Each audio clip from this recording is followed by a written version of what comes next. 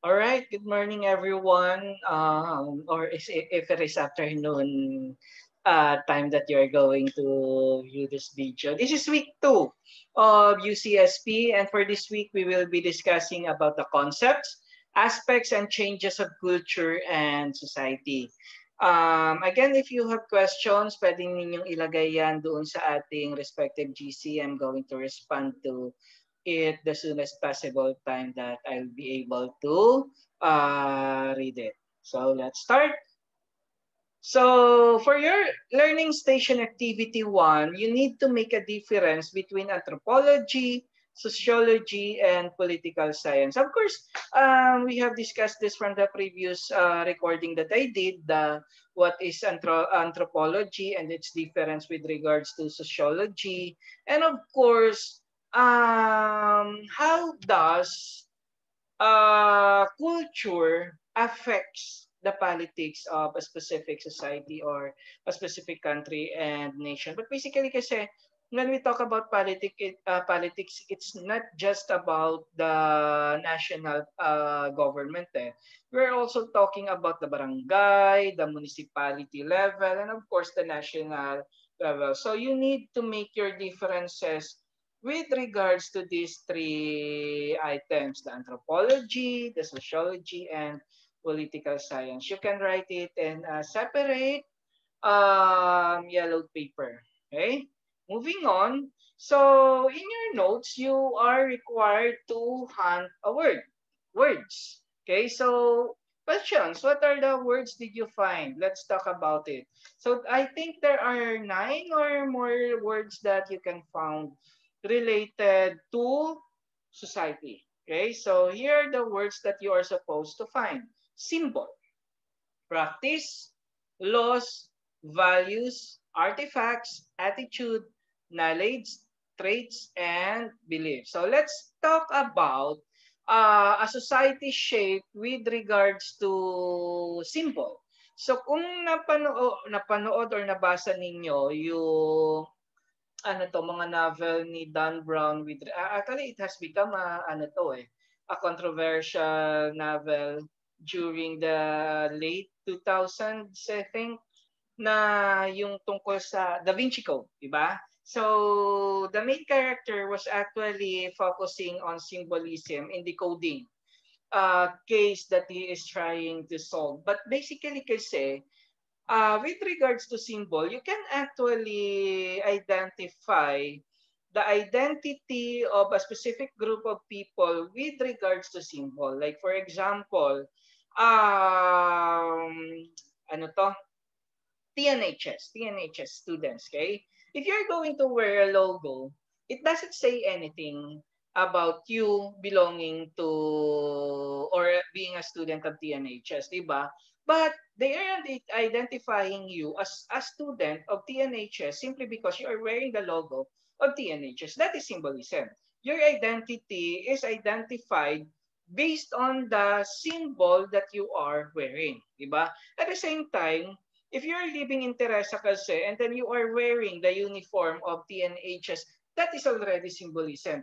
Needless to say, na ako po ay nag-aaral sa TNHS kasi ito po ang aking uniform. Bakit? Kasi people will automatically deem that you are a student of TNHS because of the color, because of the print design of the skirt of girls, di ba? That is why you can be easily identified. Okay? Another thing, there are peoples who belongs to some tribes na they are identified simply because of the piercings, the colors na ginagamit nila sa pananamit, and of course the common practices na ginagawa nila, like for example, they are using this kind of knives, this kind of arrows for hunting. We identify them according to symbols, di ba? At the same time, a specific generation in an era is actually identified because of the kind of symbols that they are using for them to identify themselves as a part of this clan, a part of this society, a part of this and that, di ba? And symbolism actually plays a big role with regards to the transmission of culture within our society, di ba? Actually, there are, if you are going to browse the net, there are several symbolism that you can find, and it is attributed to a specific group of people. Okay? Next, practice. With regards to practice, iba-iba kasi yung practice nating mga tao as a person and as a member of a group. Like for example, kung kayo sa bahay ninyo, naging common practice ninyo na you don't eat breakfast sa umaga because that is your identity, di ba? Naging common na yun sa inyo, and over time, people who belong in the family actually learned and adapt doon sa naging practice ninyo, di ba?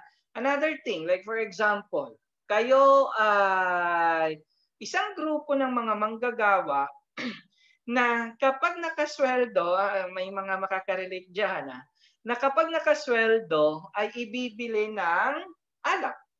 One of the priority things that you wanted is to buy an alak, pang relax. Okay? That is your common practice based on your group, di ba? And you guys will be identified for a long period of time as somebody who do that because your group are actually doing that, di ba? Or for example, if you sa mga bilang mga estudyante naman, meron kayong mga kanya-kanyang kultura, di ba? Like for example, you belong to a group of people, na you practice pagkatapos ninyo sa school, kayo ay mag group study. Ayan, 'di ba? Or yung iba naman pagkatapos that is your practice. Okay? Kayo yung grupo ng mga matatalino. Or pagkatapos naman ninyo sa school, meron diyang iba, yung mga estudyante, gala tayo sa Unitap. That is your practice. Or meron naman iba diyan, sige, magyayaan tayo, ang bagan-bagan, maglutuan. That is your practice. And over a long period of time, you get to identify as somebody who do that because you had been doing that for a longer period of time. Or sa mas sa mas mataas na level, like for example, if your community is fond of yung nakikita ko, yung libangan na ang pagsusugal sa labas ng bahay because that is been a common practice. And you people gets to enjoy that. Like for example, after ng mga gawaing bahay, pupunta sa labas, maglalaro ng tong-its, maglalaro ng mahjong, maglalaro ng kung ano pa dyan. That is becoming culture of a specific group of people who belongs to a specific place, di ba? So your practice, your common practice together with other people is developing into a culture. Okay? Next is the law. Regardless if you want it, if you believe on it, there is no, actually it's non-negotiable that we all need to follow what's in the law. Diba? Bakit? Kasi yung mga lawmakers sees it na etong batas na to ay ginawa para to promote an order. Diba? If we are going to promote an order naman kasi, masasabi natin na yung ating interaction with each other will become organized and more harmonious. Kasi if we are not going to do that, ang nangyayari kasi is that kung kikilos lang ako base sa gusto ko, base sa nararamdaman ko, base sa naiisip ko, what commonly happens is magkakagulo tayo, 'di ba? So we need a standard kung ano ang susundin, kung ano ang tama, kung ano ang mali, depende sa kultura natin, depende sa ating nationality, depende sa ating race, minsan nga depende pa rin sa ating religion. Sometimes law are actually anchored doon sa ating religion. Okay? At some cases, in some cases, di ba? And the next is values. So when we talk about values, we are talking about the yung ating paniniwala, yung ating common practices, yung ating namana ng mga ugali, yung ating mga pinaniniwalaang prinsipyo. That is our values. And basically, your values may be different from the other, but that doesn't mean it is not good because we simply need to respect each other's beliefs and values for us to coexist harmoniously. And then of course, we also have artifacts. When we talk about artifacts, we are basically referring to why we do this on the basis of an evidence from a previous time, di ba? Like for example, bakit ba tayo naniniwala sa relihiyon? Simply because meron tayong mga pruweba na nandiyan na hukay ipinamana ng mga ninuno sa atin na they do believe in religion, and so we do have to believe in religion simply because nandiyan yung mga santo, nandiyan yung mga scripture. Diba? So yun yung artifacts ng nabasihan ng ating relihiyon. And then next is attitude. When we talk about attitude kasi, we are basically referring to your personal behavior. Diba? So yung behavior mo kasi reflects the kind of person that you are. Kung ikaw ay mapagpasensya, mainitin ang ulo, kung ikaw ay what else, mapagmahal, yan. Di ba, that is your the kind of attitude that you have. And basically, people, again, all needs to respect individual attitude as long as you do not insist kung ano yung attitude mo na dapat ganun din ang iba. Hindi tama yon, di ba? So, ibig sabihin, ano ang dapat? Dapat, kung ano yung attitude mo, you also need to be flexible enough para yung samahan ninyo ng ibang tao is going to be harmonious, na nire-respeto nila yung ugali mo, same time, ire-respeto rin nila, ire-respeto mo rin yung ugali ng ibang tao, di ba? Kaya hindi pwedeng eto na ako, bahala kayong mag-adjust, wala akong pakialam. Hindi ganoon. That is not coexisting, di ba? Yan ang common na naririnig ko sa mga estudyante. Eto ang attitude ko, bahala kayo, take it or leave it. No. Being a member of a society, being a member of a group, it is your duty to actually make yourself flexible para maging maayos yung inyong samahan.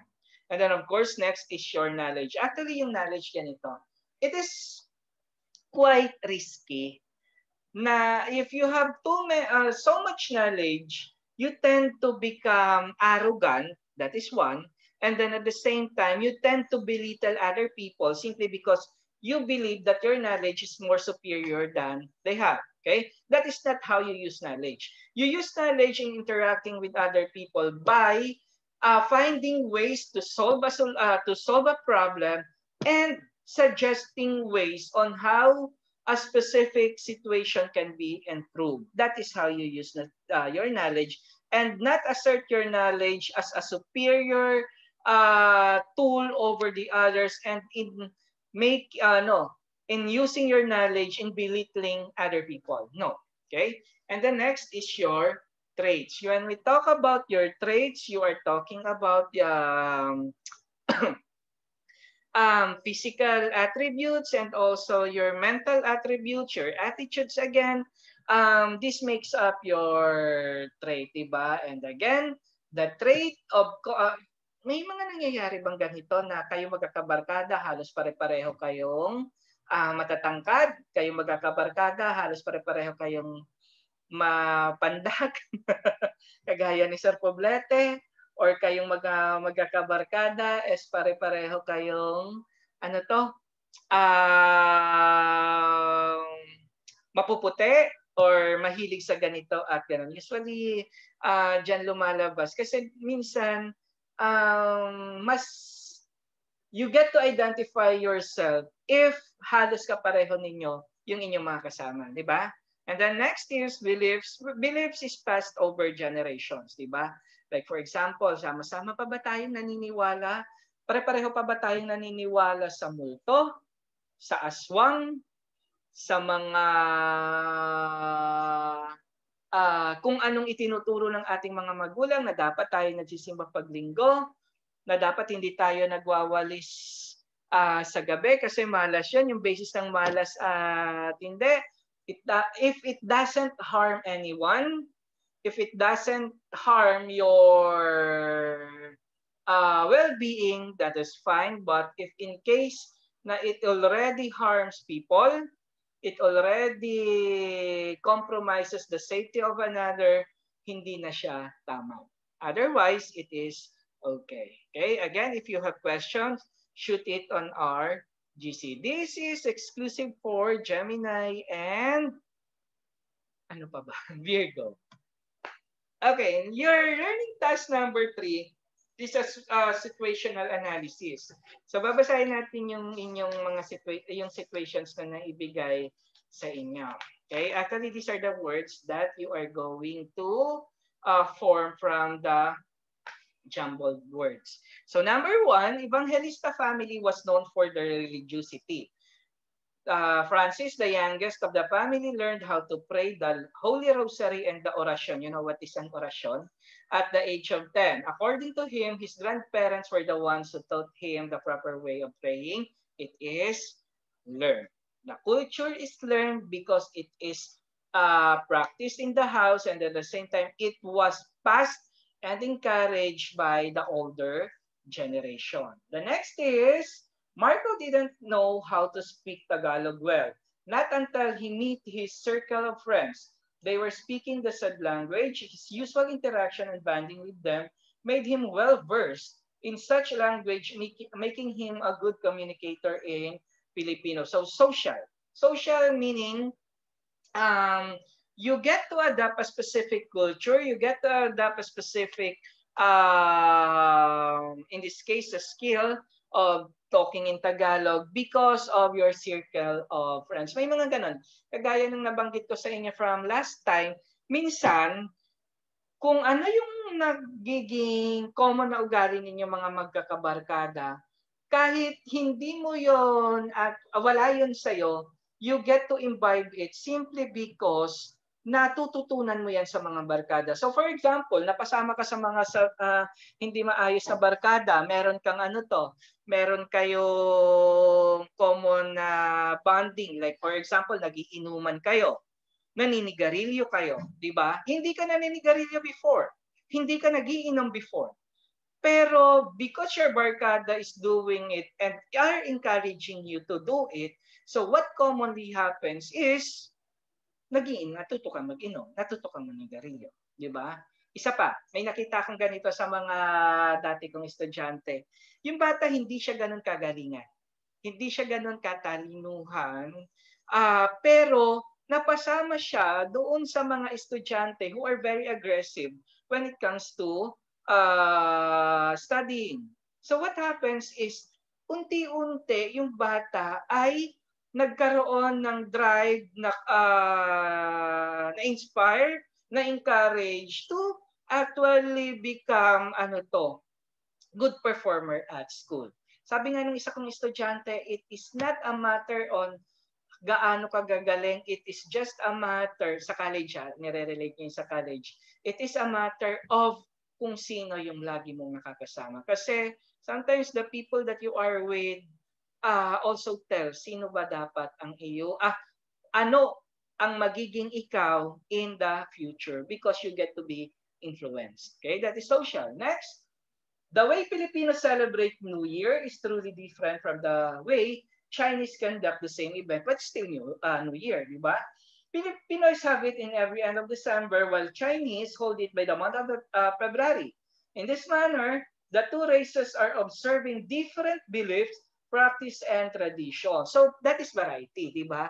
Parehong New Year ang sineselebrate ng mga Pinoy at mga Chinese, but they doing it in a different way and at a different time. Okay?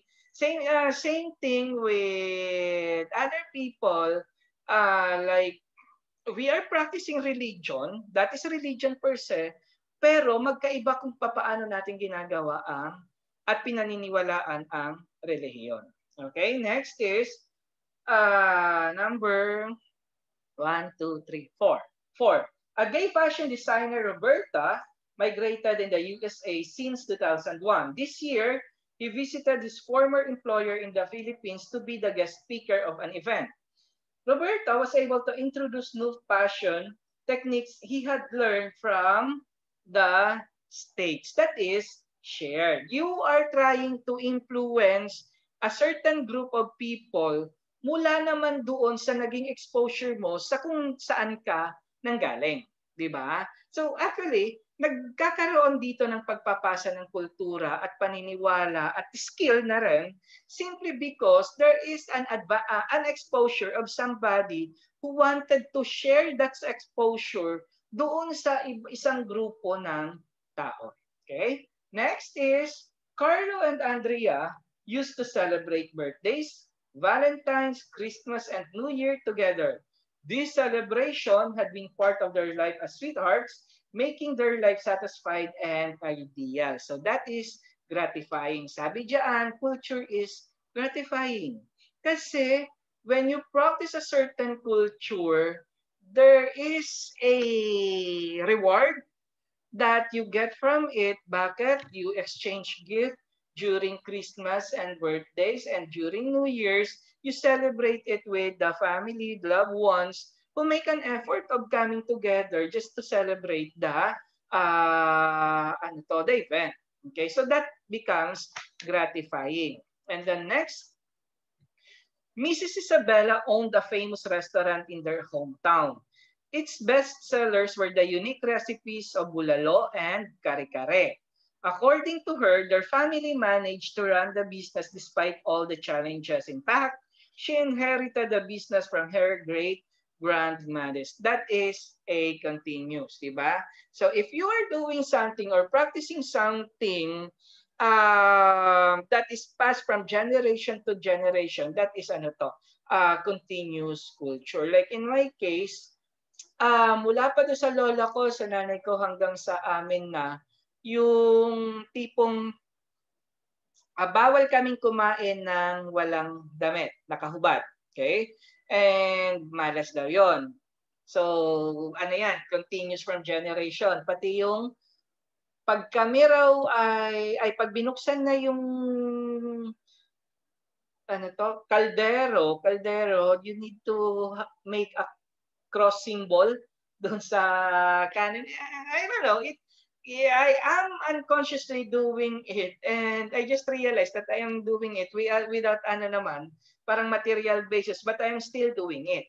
Bakit? Kasi ipinasa na to sa amin nung aming mga ninuno, from my lola going to my nanay and to me rin, di ba? So that is a continuous belief. And then last is transmitted. So Anselmo is a proud grandfather to his 12 grandchildren. He often shared his childhood experiences with them, including stories during the old times. He also demonstrated Filipino values such as saying po and opo, pagmamano, etc.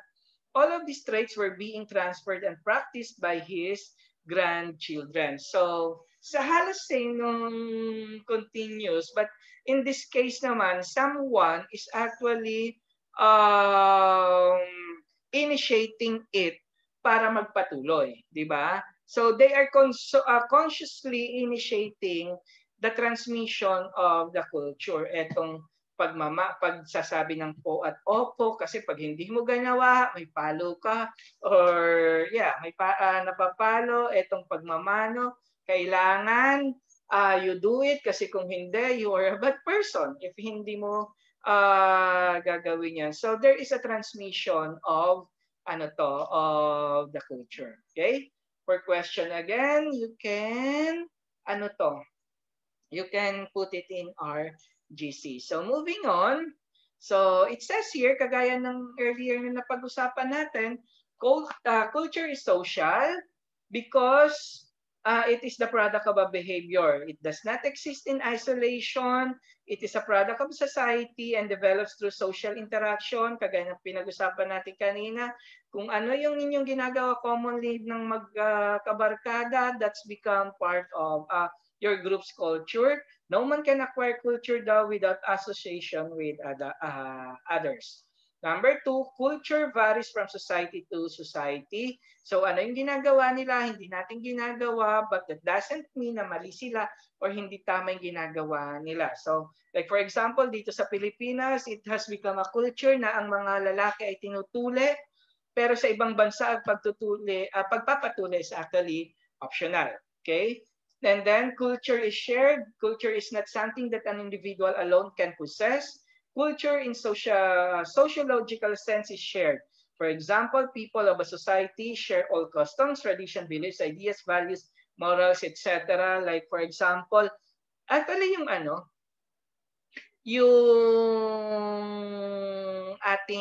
R ng mga taga-Teresa, that is a culture ng mga taga-Teresa. And basically kasi naipapasa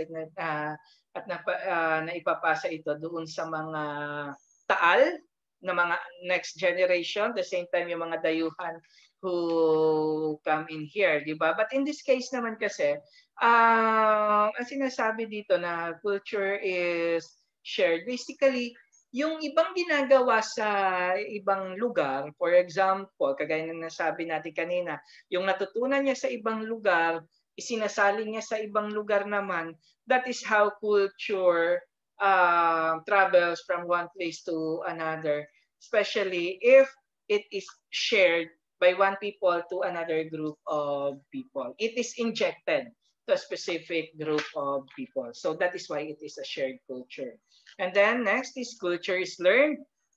It is not inborn, it is learned. Unlearned behavior, then it is not culture. So shaking hands, saying thank you are cultural behaviors. So yung mismong pagkikipag-shake hand, pagsasabi ng thank you, that is a cultural behavior. Not all behaviors daw are learned, but most of this can be combing hair, standing in line, telling jokes, criticizing the president, and going to movies, all constitute to behaviors. Yan, yung pagiging basher ninyo, that is a culture. Nagugulat nga ako, daming mga Pilipinong kagaganda, kapopogi, katatalino, na kung makapang-bash, ganun na lang. Pero tingnan natin yung tsura nila. Tingnan natin yung knowledge nila. Di ba? And then, culture is transmitted among members of society. So, cultural ways raw are learned by people from others. Many of these ways are handed down from elders, pinamamana, parents, teachers, and other most likely individual or older generations. While other cultural behaviors are handed up to elders, transmission of culture is made possible by language. Language, dahil lagi mong naririnig, natututunan mo na siya. At the same time, yung imposition, nire-require ka kasi. Diba? Nire-require ka ng mga tao, ng mas matanda or people in authority na gawin mo to. That is why, in the long run, it has become a habit. Next is culture is continuous and cumulative. It exists now as a continuous process. It is in its historical growth, it tends to become cumulative. So si Ralph Linton called culture the social heritage, di ba? So again, naipamamana ang culture. Minsan, sa pag-transmit ng culture, ang nangyayari dyan is nagkakaroon ng modifications, nagkakaroon ng pagbabago according to specific generation. But the essence, nandoon pa din. Okay? Culture is gratifying and idealistic, kagaya sinabi natin about celebration of Christmas, birthdays, New Year, kasi you get something from it, di ba? That is why it is gratifying. Okay? So question, ilagay lamang po sa ating GC ang inyong mga tanong. This is your learning task number 4, illustrative collage crafting. So please do it in a bond paper and complete the statement on the module. So nandiyan ang rubrics, content and relevance, 6 points, and then creativity, 4 points. Okay? And then, wag na natin wala si 5, no? Tumalon kay 6. Wag na natin gawin si learning task number 6, diretsuhin natin kay learning task number 7. But guys, please, hindi nyo kailangan gawin all at once. Meron tayong 2 schedule. So, pwedeng yung 1 to 3 today, and then yung 4 to 8 sa susunod naman. Okay? So, learning task, number 7. So, Fiesta daw, being the SK chairman and then SK Federation chairman of Teresa, write down your plans on the box provided as seen on your module. Anong plano mo? Being that person as a part of the local government unit, magse-celebrate ka ng fiesta. Okay? Ano ang dapat na role ng LGU? Ano yung mga nakahandang pagkain? Anong klaseng mga pagkain? Anong mga activities ng church ang dapat gawin? Papaano mo isasagawa at pagpaplanuhan yung peace and order? Papaano yung magiging role ng mga private individual sa celebration na to? At the same time, you can actually plan for a program of activities. Actually, kapag piyesta sa Teresa, meron ganyan, di ba? Ganitong petsa, ito ang mga mangyayari, ganitong petsa, ito naman. So, that is the thing that you are going to do. Okay? So, write it in a separate sheet of paper. So, this is your next activity, Sinulog Festival. So, I am attaching here clip doon sa a glimpse ng celebration and preparation for Sinulog Festival.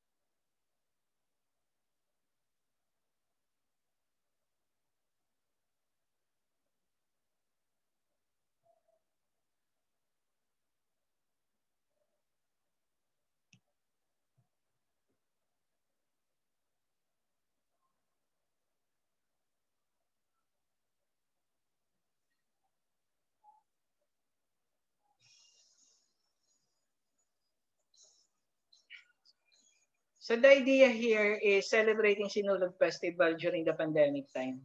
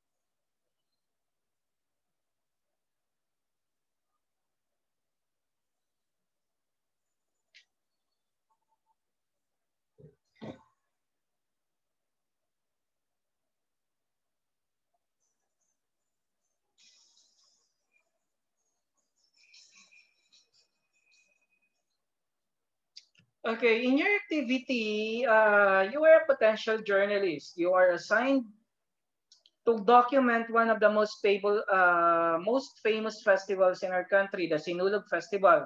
During the event, you need to take pictures and write down notes of the important things about the festival that are related to the different characteristics. Of course, you are not going to the event naman, di ba? But yeah, I just need you to identify um, the culture shared during the celebration of Basinulog Festival, a social culture and learned culture, a transmitted culture, and a variety of culture, and then lastly, gratifying culture based on the celebration along of Sinulog Festival. Okay, so write it on a yellow pad paper. Okay? Moving on. You need to answer that was required on your module. So again, thank you. That's it for this week. You can just divide the task from on the first and the second meeting. Hindi naman kailangan gawin agad all at once, diba? Hinay-hinay, chill-chill lang kayo mga kapatid. Okay, so for week 3, I'm going to send you again another supplemental video. Again, for questions, shoot it on our GC. This is again Sir Joey Poblete for UCSB. Thank you.